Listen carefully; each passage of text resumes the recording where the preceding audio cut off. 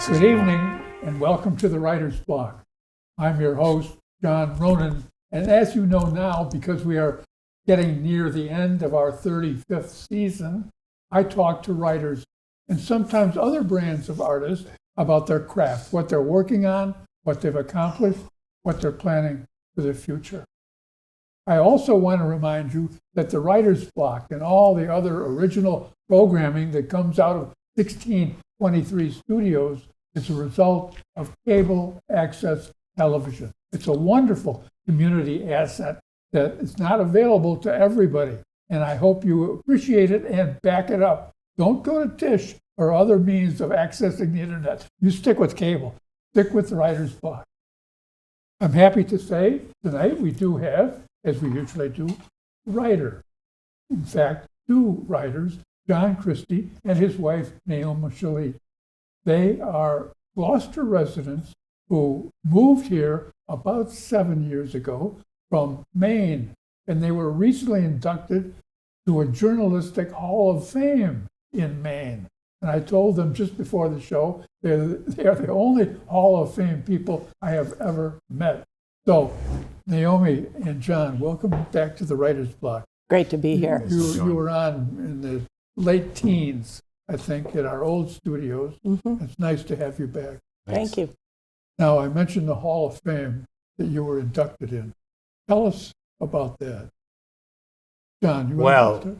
I would prefer to say I came in as a shortstop into the Baseball Hall of Fame in Cooperstown, but that's not how it worked out. We came in as writers in the Maine Journalism Hall of Fame, and it was to recognize both of us had careers in Maine doing more than one thing, but the main thing we got into the Hall of Fame for was our founding of a nonprofit investigative news service called the Maine Center for Public Interest Reporting. Public Interest Reporting, yeah. That you created. Naomi and I founded that in 2010? Nine. And it's still running. It's a nonprofit news service, specializes in investigative and enterprise news coverage. It provides all its content free to any media in Maine or any place else for that matter. And it started off basically literally at the kitchen table in our house in Hollowell, Maine, with no money, or we self-funded it, and it's now grown to the point where I think the budget is almost $1 million. How much? $1 million. Whoa. And we started off with $0 million. That's a big increase. And there's, I think, probably there were just the two of us to begin with. Neither one of us took a salary at the beginning. Eventually, Naomi took a partial salary. I never took a salary. Now they have, I think, probably 10 to 12 staff members.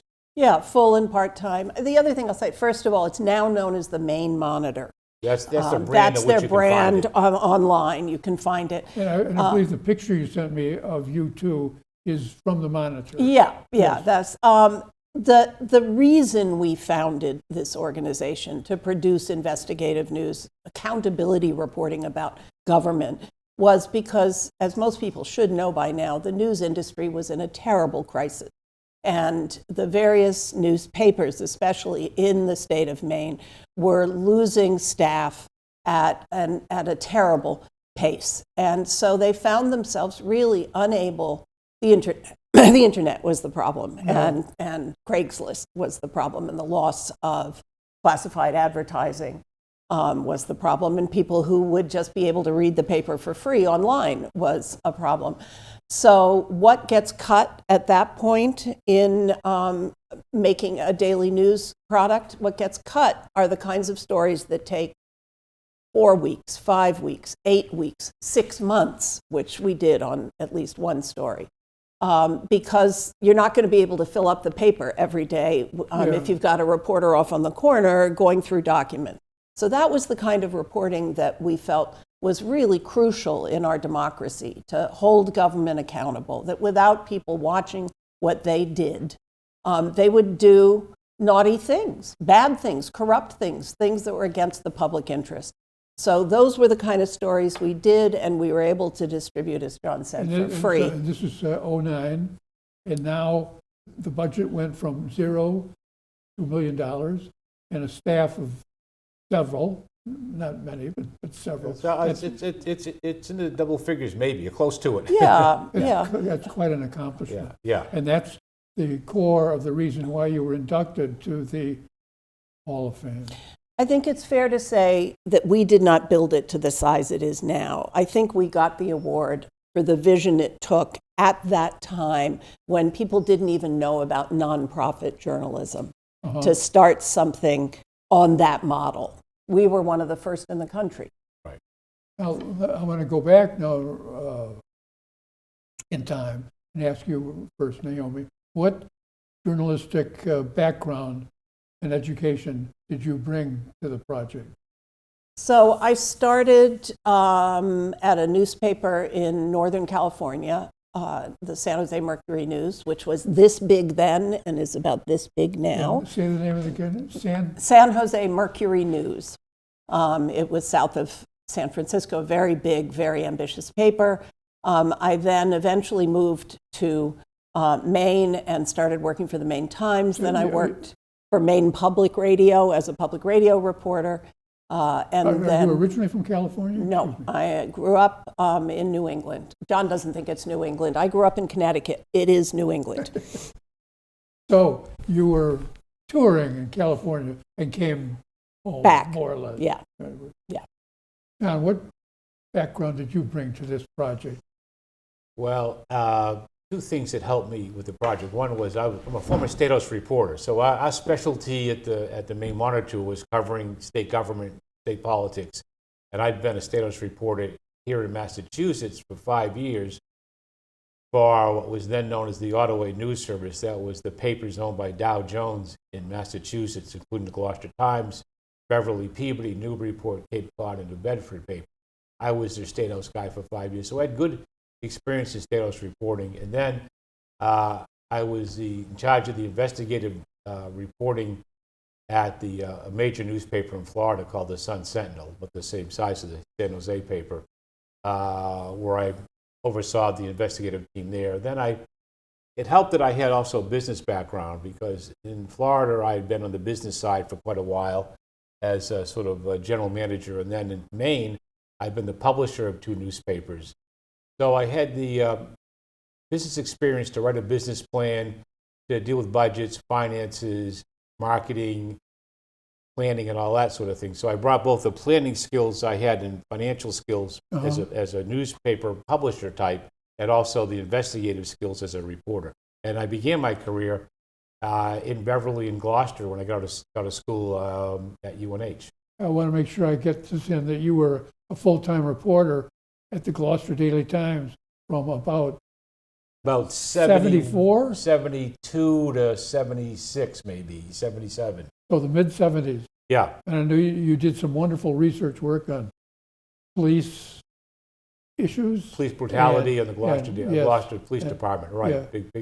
Big series on that, yeah. So you both brought a lot of experience to this. And I'm sure I'll just say one more Please. thing. I had taken a few detours on my journalistic career and worked with nonprofits. So what we started was a nonprofit news organization, investigative news organization. I had the fundraising background, the ability to write those letters, to ask for money, to set up a fundraising campaign, to basically do one of the most important things for one of these nonprofit organizations, which was to figure out where the money was going to come from. that's everything. Huh? Yeah, That's well, everything. you can't do it without it. Yeah. So do you still raise money for the Maine project? You're in Massachusetts. When we came, as you mentioned, we live in Gloucester. I'm not from Gloucester, but it's my adopted hometown, because I lived here for many years during this whole process. When we came back here, we sort of retired from the organization in Maine, but stayed on as consultants. And when they need us, we show up. But we don't run it anymore. It's got some excellent leadership now. But we do, when they have a problem or an issue, we're available for help.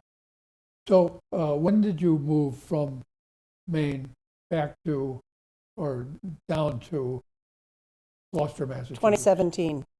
2017. So you've been back, John, and you arrived for the first time in Naomi for 18 years, going on 8 years. 8 years.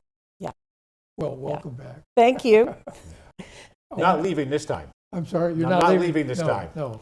Yeah, I'm when here for we good. got married, John had let me know that Gloucester was this place that he felt was very much home, and we actually became, I think, the only people in Maine who took their vacations in Massachusetts. And we would come down here and rent a house in Gloucester, and I fell in love with it. It's an amazing It is a community wonderful filled place. with so much culture, and poets living down the road from us. Yes, we live on the same section of Magnolia Avenue on the other side of the cut.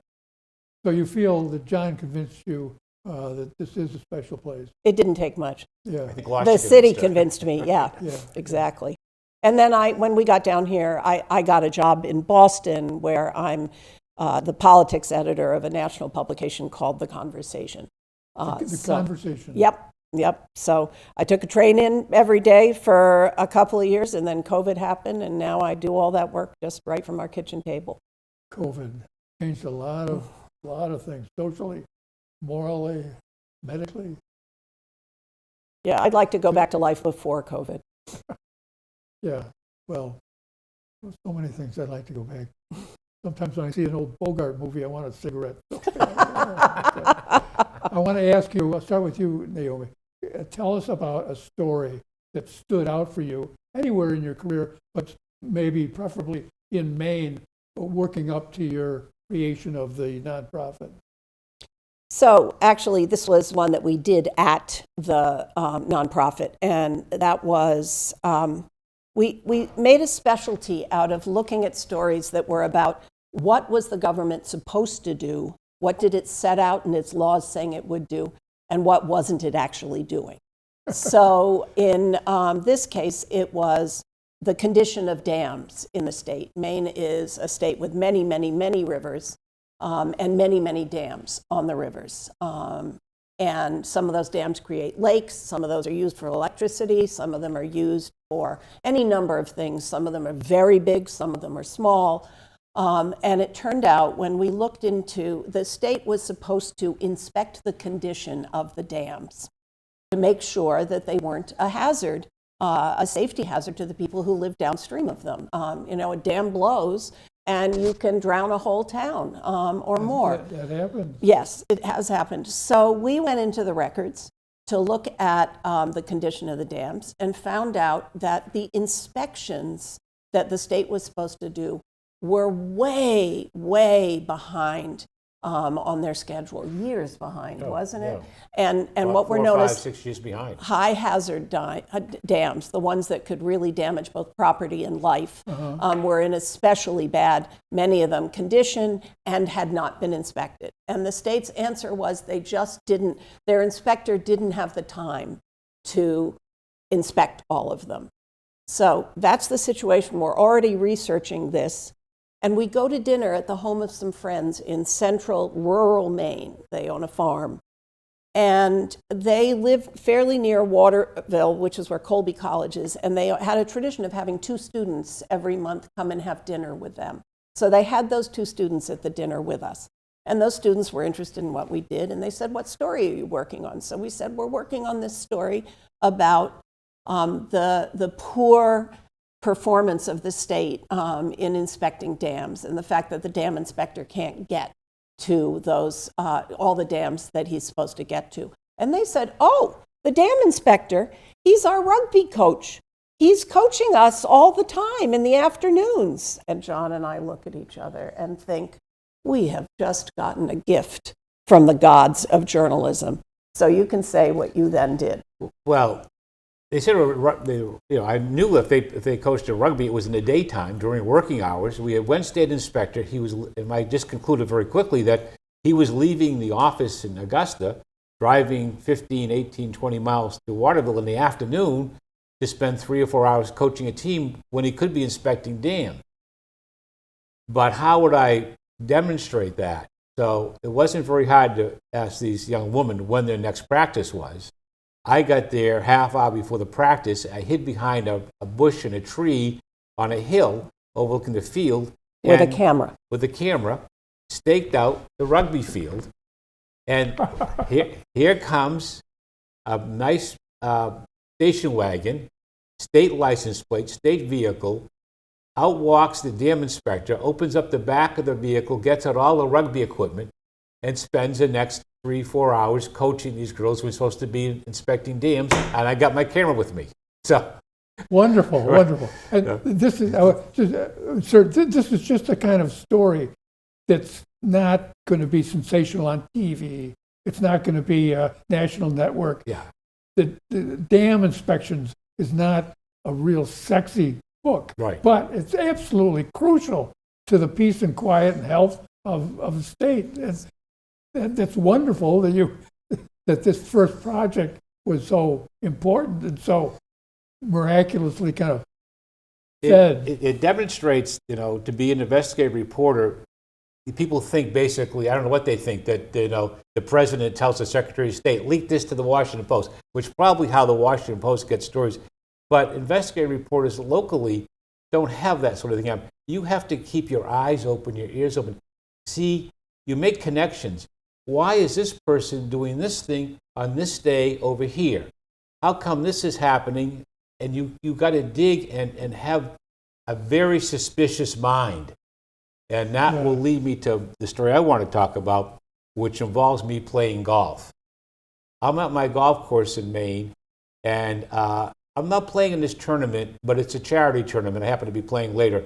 But I notice here comes a golf cart by the clubhouse, and in this golf cart is the governor of the state of Maine, who I know very well. Not a big deal in Maine. Everybody knows everybody else. Here comes John Baldacci in the golf course. He's sitting in the passenger seat, and he's at a golf tournament. It's a charity tournament. We got to pay like $500 for a foursome to play. And I know John Baldacci. He's not paying 10 cents. He's a cheap guy. And so somebody invited him, and I say, who is that woman driving the golf cart? And I know who she is because she did my title insurance when I bought a house. So I realized that she's in real estate, and I look her up. She's the president of the Maine Realtors Association. And why is she inviting John Baldacci, the governor, to be in a golf tournament with her? John's a pretty good golfer, by the way, and paying for him. And the two and two come together. The governor is now considering an increase in real estate taxes. There's a big tax plan to change the tax structure in the state, and one of the plans is we're going to charge a bigger real estate fee on expensive homes, and the realtors are against this. That with Naomi helped me figure this out when she did some internet research, which she's better at than I am. So I was able to write a story that showed that there were two cases. One involved his friends who were in a ski resort. They were going to get he was going to carve out real estate and ski resorts from the increase in taxes. In both cases, he had personal relationships with the people who wanted this done for them. So keeping your eyes open, connecting the dots, can lead you to some good stories. Mike Royko used to say that the Chicago motto should be "Ubi mea, where's mine?" and he was, you know that name, Royko. He was in Chicago. Yeah, Royko. It was great. Great book, The Boss. And that's yeah, it's true everywhere. Well, all the time. I think what was always very interesting to me was I had been in Maine before John got up there and done my reporting mostly at the State House as well. And I used to tell John how corrupt I thought things were, and how you'd walk up to a hearing room on a bill and you'd see the lobbyist with the chairman of the committee standing right outside talking, and you'd know something was going on that wasn't supposed to be heard by the public. And then John used to laugh at me because he covered the Massachusetts legislature, which he said essentially invented corruption. They also did it really well in Chicago. But, the truth of the matter is it may not have been exactly the same kind of corruption in Maine. But honestly, when people aren't watching, when journalists or even advocates who care aren't really monitoring what's going on, the public can get the short end of, Absolutely. And that's where we started, was what's going on here, with an assumption that, okay, well, maybe they're doing something good, but they quite possibly are doing something bad. They're certainly not doing everything good, and they're not being honest with you. Nobody tells the absolute truth. And I love the Post's motto, democracy dies in darkness, Yeah. and it's absolutely true. And I hope that the Gloucester Times doesn't die. I had the editor on. They said she said that they want to go back to 6 imprints a week, and I said, well, I expected it to go down to 2 or 3. Yeah. Well, that's good she news if said they can bring it up to if- 6. Yeah, I don't know if that was PR on her part or not, but they're still at 4. Four, Is that what? Yeah. Yeah, 4. It's never 7. It's always 6 days. Never. It was never a Sunday never, paper. Never Sunday. Yeah. Right, now they're down 4 prints, 2 Right, online only. right. Yeah, that's the trend in the business. So if they reverse it, it will be a Big significant story. part in the newspaper business. If somebody can reverse the print schedule to go back to their word, that'd be pretty shocking. Well, let me ask you, John, where is journalism? Where is print journalism? You know, when you get the newsprint dirt on your fingers, where is that going to be in 15 years, 15 or 20 years? Well, I know you're going to have Trenton Carls from the museum on here now. So 6 years will be Trenton will have the only print newspapers going in the museum. There won't be print except for 3 or 4 papers. You think that soon?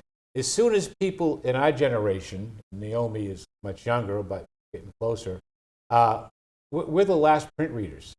And we know we know what's going to happen to us in 10 years. So that's what's going to happen to the newspapers. They're going to die. What's your take on where we're going to be print in will die. 15 years? Naomi? I'm with him. The truth is, you can see the future of journalism at our morning breakfast table. John is there with a hard copy of a paper, and I am there looking online. You know, my son is a reporter. It never occurred to him he started his own publication. It never occurred to him to do it in print. It's just online. You've seen all these Substack sites that reporters who are leaving newspapers and news organizations are setting up on their own. I think something like 30% of the country gets its news off of TikTok. So I think that thinking of news as a print product or even a broadcast product is, you know, the broadcast stations that are doing news are doing very, very poorly on cable. So I think we're in the middle of a massive transformation of the news business, and mostly it's not good. I know when I see papers, I'm going to say the newspapers out for recycling. There are no newspapers out for recycling. Isn't that interesting? We have some, but you drive by and it's just, there's Let nothing me tell you a out there. story. Miami Herald, I worked in South Florida, so I know the Herald, my paper was right next door. I did the Herald's numbers. When I was in South Florida, the Miami Herald was 400 to 500,000 printed papers a day. 400,000 to 500,000. The current printed circulation is 15,000. You can't sell an ad to somebody when you say, we used to charge this much for the ad because we went to 500,000 households. We like to charge almost that much. We're going to 15,000 households. So that's just, you know, how could that ever get any better? I know the Gloucester Times is going, this is very approximate, going to 10,000 circulation down to 2,500 approximately right. in the last 15 years. Yeah, that's But what it talk is. about the size of the newsroom. So The your size- old paper, how many did you When I have? was the managing editor of the Sun Sentinel, a paper based in Broward County, I had 350 people. 350 people in my newsroom. There's now 30. And they have a room in the print building. That's where they operate when they're not working. Down to 30. And why would that ever get any better? It's only going to get worse because people buy, they have an online newspaper, but you know that will be the future. Yeah. It'll be enough to put out an online paper indefinitely, probably. The Cape Ann. But it won't be much to it because it's only going to be 30. If you have 30 people, of those 30 people in that newsroom, probably only 12 to 15 are reporters. 12 to 15 reporters for a population that they cover of more than 2 million people. Yeah. And usually, I think often, not usually, I don't know, but often, no copy editors. You see all these Oh boy, silly, don't get me going on that one. silly, ridiculous errors. Yeah. Well, the Gloucester Times was presented in an exhibit at Cape Ann Museum. Yeah, I was involved in putting that Above together. the fold. Yeah. Some good pictures of you Yeah. and others from the 70s and early 80s, I believe. And it was a busy newsroom. Yeah. A real newspaper, a real newsroom, and now I think there's 3 people over there. Yeah, if I could just add, though, Please. there are organizations that have started up during this period of decline of legacy media. So I work for one of them. It's called The Conversation. It started in Australia. We now have 7 or 8 or 9 editions all over the world. We're a nonprofit, just like the organization John and I founded. We give away our stories for free. And you will see the growth of nonprofit media has been explosive. Not all of them lasted over the last 12 years, but many of them have. And also you're seeing growth, at least in some cases, you've seen growth at public radio stations, who also have robust digital operations and are providing news. But again, I think it is still the case that in very many places, it is both the reporting on local government and the reporting on state government that has really suffered. And that, that to me is the most fundamental role of journalism, is to do that kind of reporting. Yeah, I agree. I take the point, and I never saw it that darkly, but we're the last print generation. Print reading, and I think that's true. We subscribe to 2 newspapers, and we used to do 3, but I got mad at the Wall Street Journal. So we subscribe to 2, and it's pricey, but we have to do it. You have to keep that up. We can send him our Wall Street Journals so that he doesn't have to pay for them. It's good to get mad at stuff you don't like, John. That's good to keep your mind open. Yes. I gave up on my open mind a long time. We're almost out of time. I want to thank you, John Christie and Naomi Shalit, for being on the Writer's Block and sharing your expertise and your background on something that's so important to us, even if we're not realizing it all the time. It is very, very key to keeping democracy safe. Thanks for being here. Thanks for having us. I want to thank all of you in television land for being with us as well. If you've learned something about journalism, nonprofits, keeping up that tradition of journalism on the Writer's Block here today with John and Naomi, then the Writer's Block has done its job. Thank you for being with us, and I'll see you next time on the Writer's Block. Good night.